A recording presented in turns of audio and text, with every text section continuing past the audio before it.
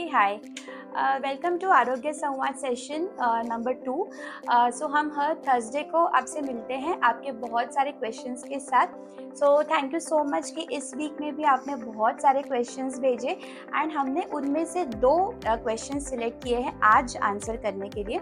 So the first question was कि हम हमेशा पहले जब ब्लड कलेक्शन करते थे तो वो सिरिंज कलेक्शन होता था, तो अभी हमने वैक्यूम कलेक्शन की तरफ हमने स्विच किया है।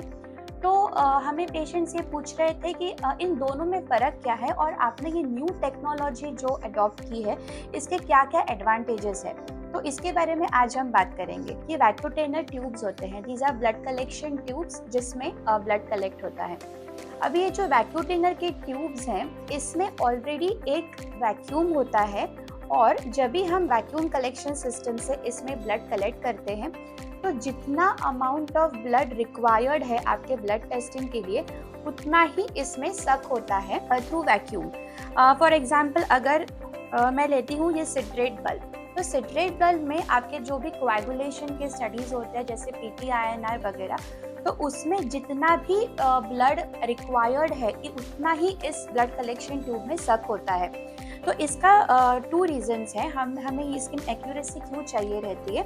द फर्स्ट थिंग इज इसमें होता है एंटीकोएगुलेंट जो आपके ब्लड को क्लॉट ना होने में मदद करता है और जिसकी वजह से आपके ब्लड टेस्ट एक्यूरेट होते हैं।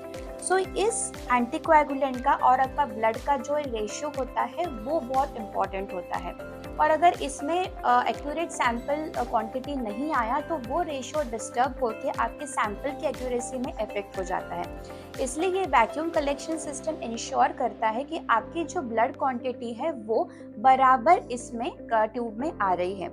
और the next important thing is blood और एंटीकोएगुलेंट का रेशियो अगर प्रॉपर मेंटेन नहीं हुआ तो दोनों का मिक्सिंग बराबर नहीं होता है एंड अगेन आपके रिजल्ट्स में प्रॉब्लम आता है। तो इसकी वजह से ये जो वैक्यूम कलेक्शन का क्लोज सिस्टम है ये बहुत एक्यूरेसी देता है आपके टेस्ट रिजल्ट्स को। नेक्स्टली इससे आप बहुत ही आसानी से 4 to 5 ट्यूब्स कलेक्ट कर सकते हैं एट वन गो। आपको बार बार सिरिंज डालने की जरूरत नहीं है वेन में। So even if I have to collect 5-6 tubes एक ही बार में पेशेंट का कलेक्ट हो जाता है और हैंडलिंग में ये बहुत सेफ है। जैसे कि मानो आप सिरिंज यूज करते हैं तो सिरिंज वेन से निकालने के बाद आपको वो सिरिंज का ब्लड ट्यूब में डालना पड़ता है, उसके बाद उस नीडल को वापस रिकैप करने का जो प्रॉब्लम रहता है उसमें ब्लड टेक्नीशियंस को बहुत रिस्क होता है कि नीडल उनके स्किन को लग सकती है। इसकी वजह से बहुत सारे जो डिसीजेस हैं वो ब्लड एक्सपोजर से टेक्नीशियंस को हो सकते हैं। सो ये जो प्रोसेस है ये पेशेंट्स के लिए भी लेस पेनफुल रहता है और टेक्नीशियंस के लिए भी ये प्रोसेस सेफ है।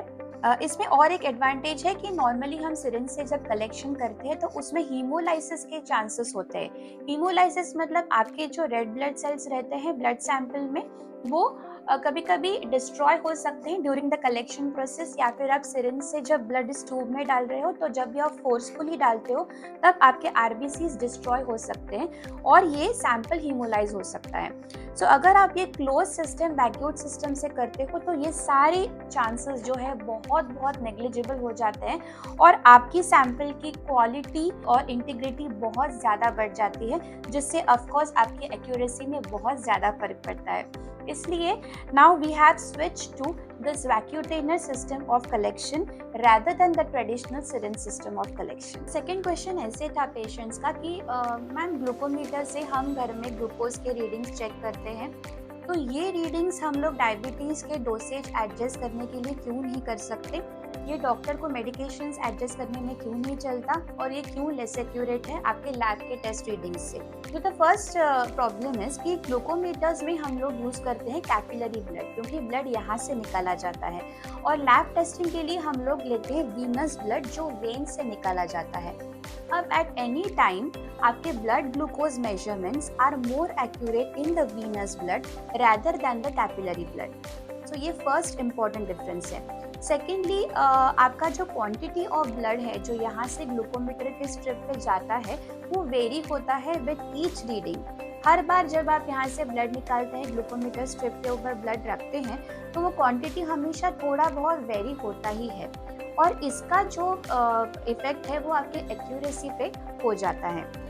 This is second point. The third point is आपके जो स्ट्रिप्स है आप कैसे हैंडल कर रहे हैं, आप कैसे स्टोर कर रहे हैं, इसके ऊपर भी बहुत सारा आपका एक्यूरेसी डिपेंडेंट रहता है। तो हमेशा आप जब ग्लूकोमीटर स्ट्रिप्स आप यूज़ कर रहे हैं तो आपको वो हमेशा इंस्ट्रक्शंस पहले लीफलेट में चेक करने हैं कि वो स्ट्रिप्स आप स्टोर कैसे करने वाले हैं, उनको हैंडल कैसे करना है, बिकॉज ये स्ट्रिप्स बहुत ज़्यादा सेंसिटिव होते हैं।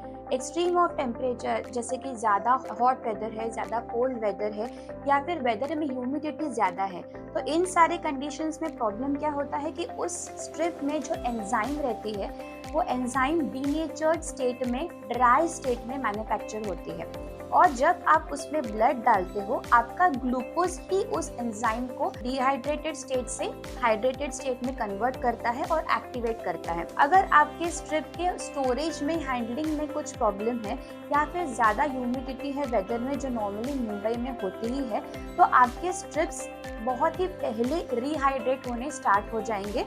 इसकी वजह से अगेन आपके एक्यूरेसी में प्रॉब्लम आता है। ऑल्सो देर आर सब प्रॉब्लम्स की एक्सपायरी डेट के टेस्ट स्ट्रिप्स अगर यूज करेंगे तो अगेन रीडिंग्स में प्रॉब्लम्स आते रहते हैं। द नेक्स्ट थिंग इज अगर आप जो स्किन यूज करते हैं ब्लड के ड्रॉप यूज करने के लिए, अगर उसमें ऑयल है, लोशन है, या फिर वो हैंड्स डर्टी है, तो अगेन आपके टेस्ट एक्यूरेसी में फर्क पड़ता है।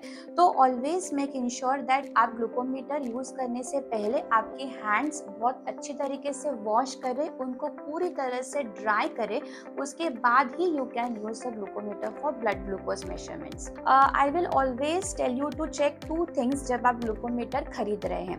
First is ISO standards certification. So two types of ISO certifications होते हैं, ISO 13485 एंड ISO 15197। ये दो सर्टिफिकेशंस बहुत इंपॉर्टेंट है। 13485 क्वालिटी मैनेजमेंट पर्पसेस के लिए होता है और 15197 ये आपके क्वालिटी परफॉर्मेंस के लिए होता है।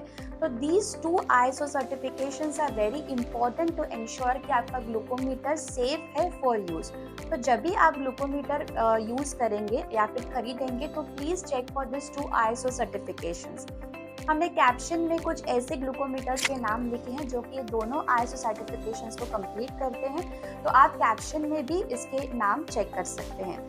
लास्टली मैं बोलना चाहूँगी कि आप जब एक ग्लूकोमीटर खरीद रहे हैं तो प्लीज़ इंश्योर कि आप वही ग्लूकोमीटर हर बार यूज़ करें, बिकॉज मार्केट में जितने भी ग्लूकोमीटर्स हैं उनके कैलिब्रेशंस, कंप्यूटर एल्गोरिदम्स, एंजाइम्स ये सब चेंज होते हैं, तो इसलिए आपके रिजल्ट्स में थोड़ा बहुत वेरिएशन आता रहेगा if you are using different brands of glucometer every time.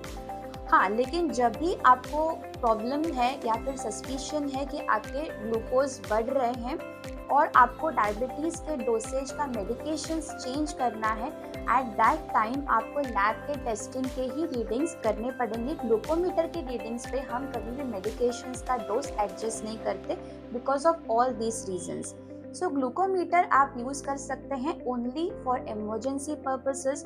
कभी आपको चेक करना है कि शाम में चेक करना है या रात को चेक करना है, कुछ अनयूजुअल टाइम में चेक करना है कि आपका ब्लड ग्लूकोज कितना है, एट दैट टाइम आप कोई अच्छा ग्लूकोमीटर आपके घर में रख सकते हैं। लेकिन अगर आप डायबिटिक हो और आपको आपके एक्यूरेट लेवल्स जानने हैं एवरी 3 मंथ्स, तो आपको हमेशा लैब में जाके ही सैंपल देना है, and that is only more accurate.